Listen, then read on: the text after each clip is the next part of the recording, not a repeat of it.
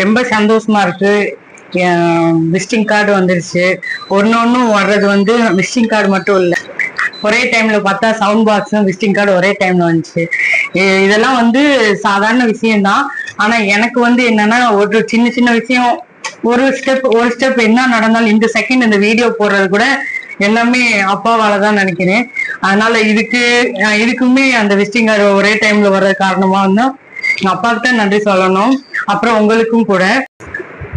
ஒவ்வொரு சின்ன சின்ன விஷயம் கூட எனக்கு அவரு தான் தருவாரு. அது எனக்கான நம்பிக்கையும் கூட.